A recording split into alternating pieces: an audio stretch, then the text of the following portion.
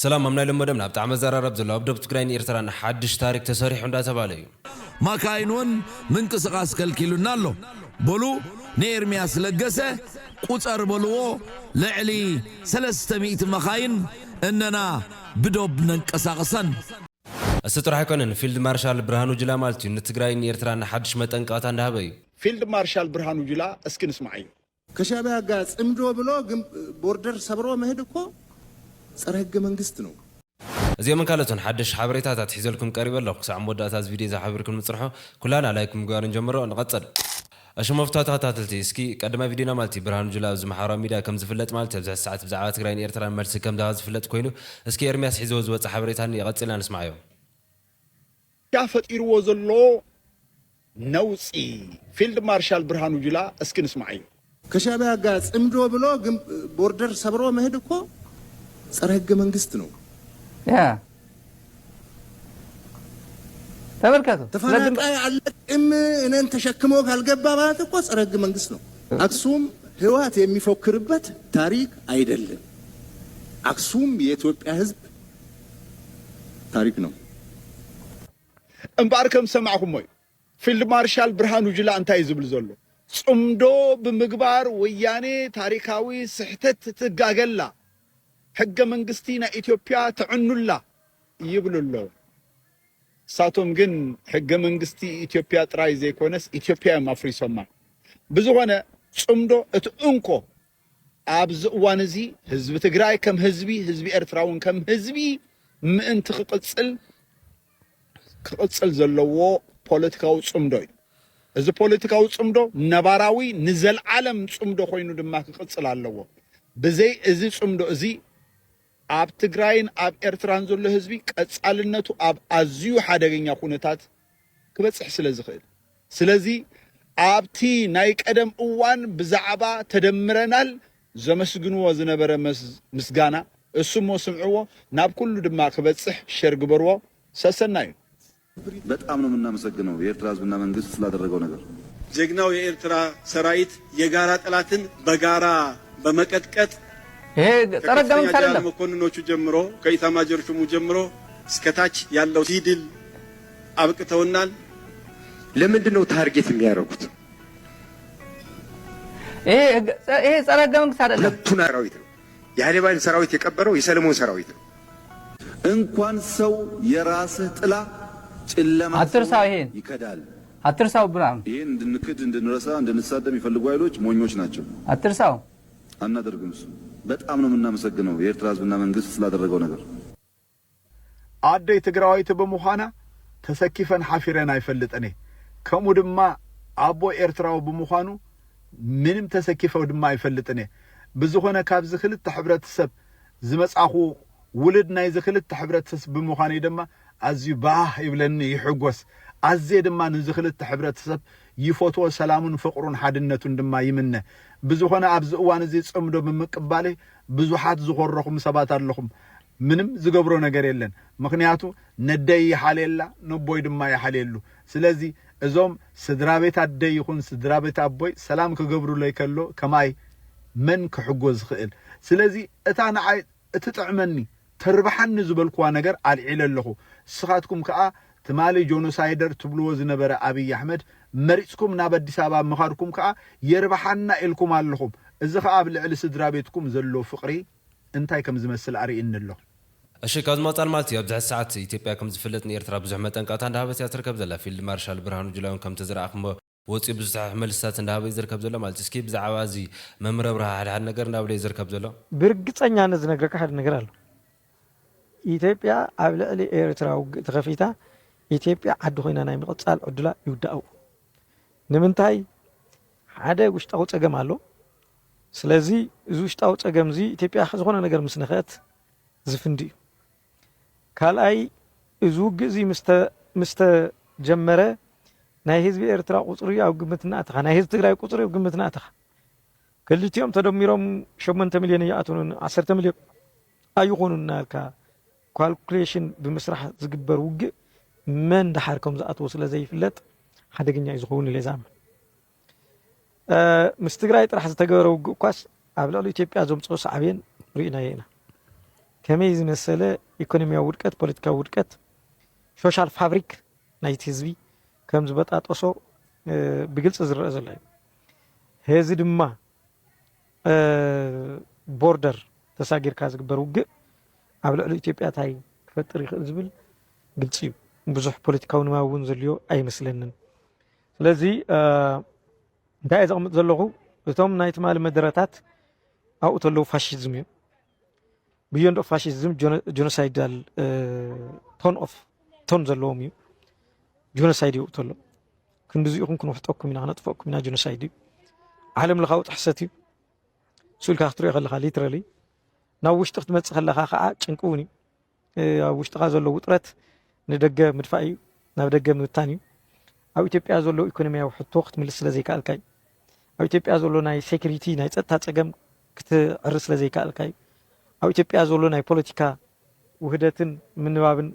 ብትኽትኽ ስለ ዘበልካዮ እዚ ክትዕሪ ዘይምኽኣልካ እዩ ሎሚ ኣብ ዝኾነ ቦታ ብፍላይ ኣብ ናይ ኣምሓራ ሰራዊት ኢትዮጵያ ከም ድላይ ክንቀሳቀስ ይኽእል ነዚ ግልጽ እዩ ስለዚ ኣብ ጉንዲ እዝነኻ መፂኡ እናተዋግአካ በብመዓልቱ ኣመራርሓ እናቐተለልካ መዓት ምሩኻት ኣብ ቅድሚ ዓይንኻ እናርአየካ እዚ ተይፈታሕኻ ተሳጊረ ተስባ ዓፋር ተስብ ግዛዕ ተቐርቂረ ሓሳብ ከምልሲ ኤርትራ ቋፃፀር እየ ዝብል ኣነ ዕብዳን እዩ ኢለ እየ ዝወስድ ኣሽመፍቷ ተኸታተልቲ ፊልድ ማርሻል ብርሃኑ ጁላ ማለት እዩ ኣብዚ ማሕበራዊ ሚድያ ብዛዕባ ትግራይን ኤርትራን ከምኡውን ብዙሕ መልስታት እንዳሃበ ዝርከብ ዘሎ ኣብዚ ማሕበራዊ ሚድያ ካብቶም ብጣዕሚ መዘራረብቲ ዘለዎ ብዝሕዚ ሰዓት ማለት እዩ እስኪ እንታይ እዩ ነይሩ ብዛዕባ ትግራይ ብዛዕባ ኤርትራ ኹን እንታይ እዩ ዝብል ዘሎ ብዝሕዚ ሰዓት ዝብል እስኪ ቀፂልና ንስማዕዮ ውዕል ፕሪቶሪያ ምኽታሙ ስዒቡ ትግራይ ካብ በሰላም ኩናት ክትወፅእ ኢትዮጵያ ናብ ምርግጋእ ክትምለስ ዓለም ኣብ ትፅዋዓሉ ዘላ ግዜ ሕጂ እውን ሕወሓት ሙሉእ ብሙሉእ ክብንቆስ ምዃኑ ኣዛዚ ሰራዊት ዝገልጽ ዘሎ ብኣሽሓት ዝቑፀር ዘመናዊ ኣፅዋርን ሰራዊትን ናብ ትግራይ ብደቡብን ምብራቕን ምዕራብን ናብ ዝጸጋዓሉ ዘሎ ግዜ ሰሜን እዝ ላይ ደገመውም እሱ ነው። አሁንም በየቀኑ ይክዳል።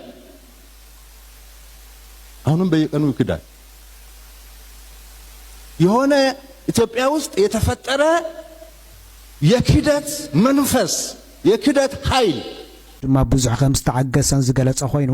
ናብ ኩናት ይህ ኃይል እስካልተነቀለ ድረስ እቲ ኣዛዚ ሰራዊት መንግስቱ ኩናት ከም ዘይደሊ ነዚ ድማ ብዙሕ ከም ዝተዓገሰን ዝገለጸ ኮይኑ ናብ ኩናት ክምለስ ድሌት ዝነብሩ ሕወሓት ድሕሪ ምፍራም ውዕል ፕሪቶሪያ ዘካይዶ ዝነበረ ምጽሕታር ነገር እኹል መበገሲ ኩናት ክኸውን ከም ዝኽእል እውን ኣብ መደሩ ኣካቲት እዩ ኣብ ከተማ ኣኽሱም ብምዃን ጀነራል ምግበይ ሃይለ ኣብ ሳልስቲን ዝሃቦ መግለጺ ብሕርቃን ክምልስ ተረኣየ ፊልድ ማርሻል ብዝብል ማዕረግ ሰራዊት ዝእዝዝ ዘሎ ብርሃኑ ጁላ ጀነራል ምግበይ ሃይለ ድሕሪ ኩናትን ውዕል ፕሪቶሪያ ናብ ኣዲስ ኣበባ ከም ዝመጸ مسؤ خمس ترى خبن بمفران وعلى بريتوريا دم حجوس مخانو خمس نجارن زجلس أخوينو تفيلد مارشال حججن كوناتي وجعل خبلون قديسين مقبل هايله بلوسنا أنيا قاعد تجنين تفيلد مارشال أخصم نايتي بيا تابوت مخانا زجلس أخوينو توم بعد ما بلصقنا بزاق الدستخة ما بالشعبية كهالك استقبر حزب خنتاي استقامة فيلد مارشال بلصقنا من الشعبية دوات إيرترا تحسو سراويت كمال على سكامريت إيرترا تبجيسو تجارن تولد من كبرس كحدا زي كون له مخنيات تايز بالحطة زي من لسخينو ني شعبية مس بلصقنا خص أمد حقه وزخون له مخنياتنا يبرهن جونوسايد فصم بين ليلا كده تملكنو جونوسايد فصم بين ستر كرمه እንደገና ሻቢያ ወዳጃችን ነው አላያንሳችን ነው ከኛ ጋር ይቁም አብረን እንሰራለን ኢትዮጵያን እንከዳለን ኢትዮጵያን አብረን እናዳክማለን ኣብዚ ሕጂ ግዜ አንጻር ውዕል ፕሪቶሪያ ኣብ ትግራይ ምስልጣን ሰራዊት ከም ዝቐጸለን ብዲዲአር ተበቲኑ ዝነበረ ሰራዊት ብምእካብ ንኹናት ምድላው ይካየድ ከም ዘሎን ካብ ፌደራል ዝኸደ ባጀት ኣብ ትግራይ ኣብ ልዕሊ ሰራዊት ይፈስስ ከም ዘሎ ዝኸሰሰት ፊልድ ማርሻል እዚ እውን ሕገ መንግስታዊ ዝጻረር ተግባር ኢሉ ኣሎ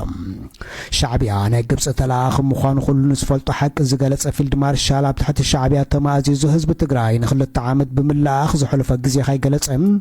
ኣብ ሰዓት ሕወሓት ናብ ኣምሓራ ዘለዎ ሓይልታትን ተላኣኽቲ ናይቲ ብግብፂ ዝለኣኽ ሻዕብያ ምዃኖም ብምኽሳስ ብፍላይ ሕወሓት ዝናይ ሃገር ክሕደት ደጋጊሙ ይገብር ከም ዘለውን ፊልድ ማርሻል ገሊጹሎም ናብ ክልል ኣምሓራ ጽዋር መልኣኽን ዕጡቓ ስልጠና መሃብን ሕገ መንግስታዊ ዝጻረር ተግባር ምዃኑ ዝገለጸ ወሲኹ ተኣዛዚ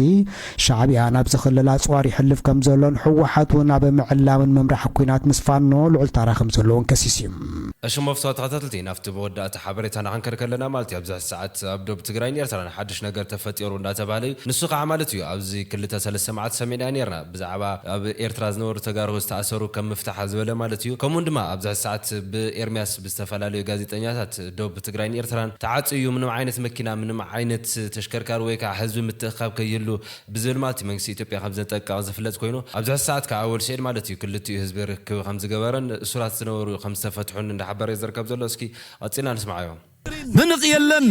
ንኺድ ናብ መገሻና ረቃሓው ቦይ እዝጋ ህታፍ እንታይ ሊፍክር ኣሎ ስምዕዎ ማንኛውም የኢትዮ ኤርትራ ድንበር መዘጋቱን ይፋ ማድረግ አለበት። ከዚህ በኋላ ድንበሮቹ የኢትዮ ኤርትራ ድንበሮች ተዘግተዋል። ከም መንግስቲ ስጋብ ዘፍቅድ እዋን ማንም ናይ ኢትዮ ኤርትራ ዶብ ተዓጺኹም ዘሎ ምእዋጅ የድሊ ድሕሪ ሕጂ ናይ ኢትዮ ኤርትራ ዶባት ተዓጺዮም ኣለዉ በዚ ብዝተዓጽወሉ ኩነታት ትንቀሳቐሱ ኣካላት ሓላፍነት ክትወስዱ ኢኹም ብለይቲ ይኹን ብቐትሪ ሕጊ ናይ ምኽባር ስራሕ ክንሰርሕ ኢና ስጉምቲ ድማ ክንወስድ ኢና ሕጂ ቴክኖሎጂ ስለ ዘለና ናይ ኣየር ሓይሊ ስለ ዘለና ኣብቲ ቀንዲ ብፍላይ ኮንትሮባንዳ ዝካየደሉ ናይ ወርቂ ይኹን ናይ ሓፂን ይኹን ናይ ጣፍ ይኹን ናይ ካልእ ነገራት ዝካየደሉ ቦታታት ብናይ ህዝቢ ሽም ጽምዶ ብዝበሃል ዝካየደሉ ቦታታት ኣጊድና የለና ህዝብን ፌደራል መንግስትን ተፍቂዱሉ ጥራይ ክራኸብ ዝኽእል ናይ ዶብ ጉዳይ ናይ ፌደራል መንግስቲ ስልጣን ስለ ዝኾነ ካብዝንኔው ይምፁ እንዳሳዕስዑን ኮቦሮ እንዳሃረሙን ይምፁ ክልቲኦም ህዝብታት እንዳሳዕስዑ ይምፁ ሽዑ ስጉምቲ ክንወስድ ኢና ዝኾነ ኢትዮጵያዊ ብዘይ ፍቓድ ፌደራል መንግስቲ ናብ ኤርትራ ክኸይድ ኣይፍቀዶን እዩ ዝኾነ ኤርትራዊ ብዘይ ፍቓድ ፌደራል መንግስቲ ናብ ኢትዮጵያ ክመጽእ ኣይፍቀዶን እዩ ኣይፍቀድን እዩ ስጉምቲ ክንወስድ ኢና ኢልናኩም ኣለና ስለዚ ኤርሚያስ ለገሰ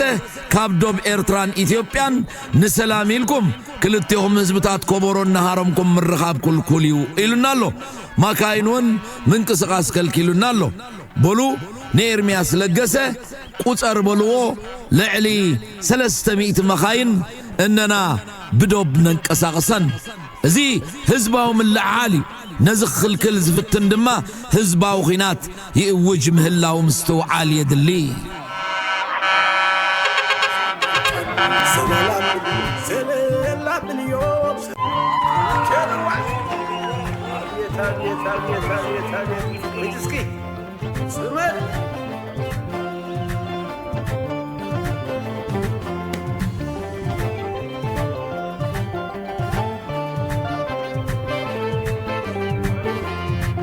እዚህ بلعل 300 مخاين تعجبوا بعد خوتيونا بعد خلا بإرتراويان منسيات تعجبوا زاتو زلو هزبي زبزح خفالو منسياتهم إذن نريو قافلايقنا كم تقد مغرب عمتات نفلتو نوق زي كونس نامناي درار انقدوتن نامناي سلامن صمدونا الدراشي زغنع زلو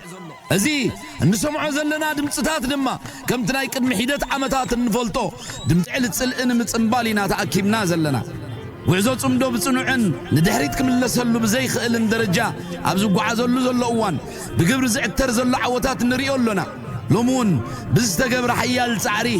بزتفلالي مخنيات ابي ارتراب تحت قيد الصلحو تغارو ناصا تلقيقوم